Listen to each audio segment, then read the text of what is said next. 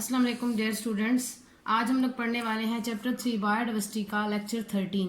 कल के लेक्चर में मैंने आपको कंजर्वेशन ऑफ बायोडाइवर्सिटी पढ़ाया था और उसमें लॉस ऑफ बायोडाइवर्सिटी के बारे में भी बताया था। लॉस ऑफ बायोडाइवर्सिटी में हमने 3 टर्म्स यूज की थी, extinct species, endangered species and threatened species.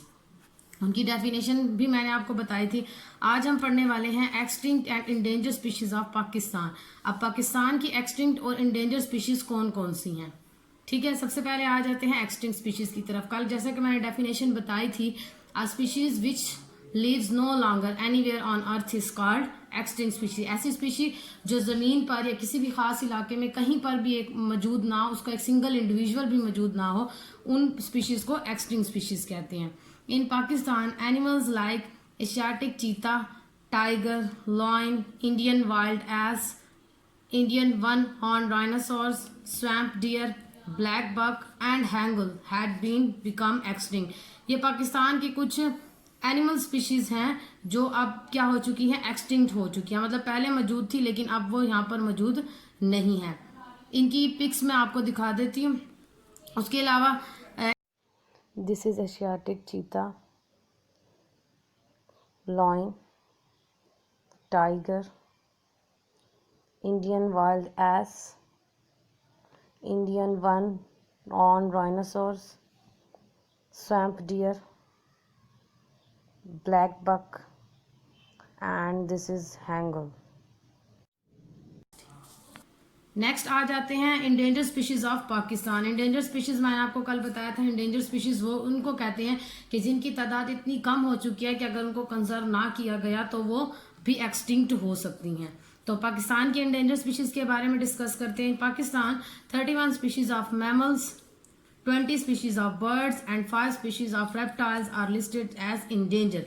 Pakistan में तकरीबन मैमल्स की 31 स्पीशीज, ठीक है, बर्ड्स की 20 स्पीशीज और रेप्टाइल्स की 5 स्पीशीज जो है वो इंडेंजर लिस्टेड हो चुकी है, मतलब उनको इंडेंजर करार दे दिया गया है। रेप्टाइल्स, मैमल्स तो आप जानते होंगे, बर्ड्स परिंदों को, रेप्टाइल्स हम कहेंगे रेंगने वाले जानवरों को, ठीक है। अब यहाँ पर कुछ एग्जाम्पल्स दी गए हैं, इन्हीं के कुछ नाम बताए गए हैं।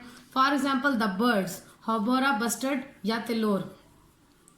ये बर्ड जो है इंडेंजर हो चुका है पाकिस्तान के अंदर, मतलब इसकी जो अमाउंट है या इसका जो नंबर है वो काफी डिक्रीज हो चुका है। एंड इन मैमल्स, और मैमल्स में कैप्रा फैल्कनोरी मारखोर, जो कि हमारा कौमी जो है वो जानवर भी है। मैमल्स में जो है ना, इसकी कैटेगरी मारखोर की जो है, ये हमारा नेशनल मैमल एनिमल भी इसको कहते हैं। उसके बाद है Marco Polo sheep and musk deer. इसी तरह से in plants like taxus baccata yew, pinus gerardiana, chilgoza and snobar have been endanger species in Pakistan. तो पाकिस्तान में कुछ प्लांट्स की भी स्पीशी इंडेंजर हो चुकी है, जिनमें से कुछ की यहाँ पर एग्जांपल दी गई है। अब मैं आपको इनकी पिक्स दिखाती हूँ ताकि आप लोग इनसे फेमिलराइज्ड हो सकें।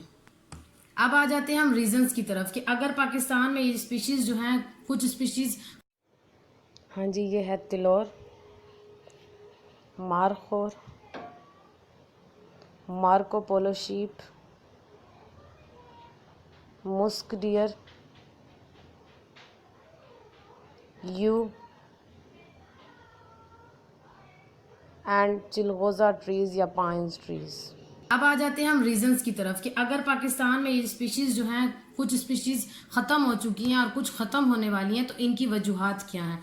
The reasons behind their population decrease are deforestation. Deforestation कहते हैं ये दरख्तों को काटना, फॉरेस्ट के अंदर दरख्तों को काटना या वैसे भी दरख्तों को जो है ना अनवाइज मैनर से काटना और बहुत ज़्यादा अमाउंट में काटना, ये डिफॉरेस्टेशन होती है। तो कॉमन सेंस की बात है कि जब डिफॉरेस्टेशन होगी, हम फॉरेस्ट को काटेंगे, तो जिसकी वजह से जो वाइल्ड लाइफ, जंगली हयात जो उसके अंदर रह रही हैं, उनकी हैबिटेट जो है, रहने की जगह जो है वो डिस्टर्ब हो जाएगी, जिसकी वजह से या तो वो आबादी की तरफ भागेंगे या फिर उनको जो है ना वैसे ही मार दिया जाएगा हंटिंग के जरिए।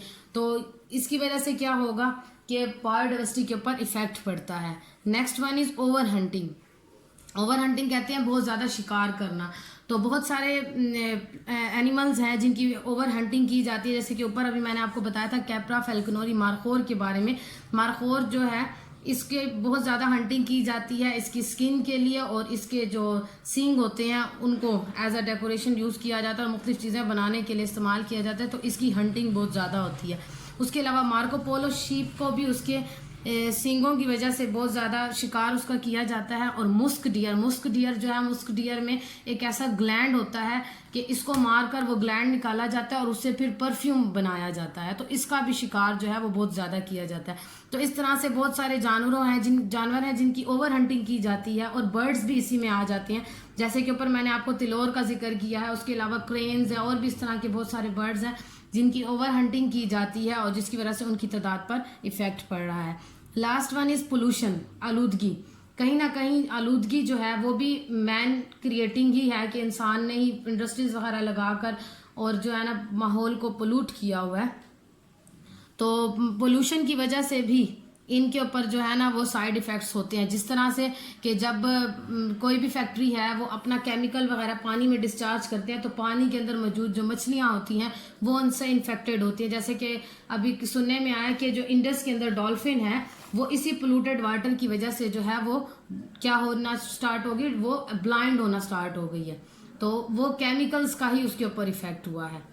तो ये था हमारा आज का टॉपिक, जिसके अंदर मैंने आपको पाकिस्तान की कुछ एक्सटिंक्ट और इंडेंजर स्पीशीज के बारे में बताया है, और ये बताया है कि इनको ख़त्म होने की वजह या इन बिल्कुल ख़त्म होने की या डिक्रीज होने की जो वजूहात हैं वो कौन कौन सी है। Thank you.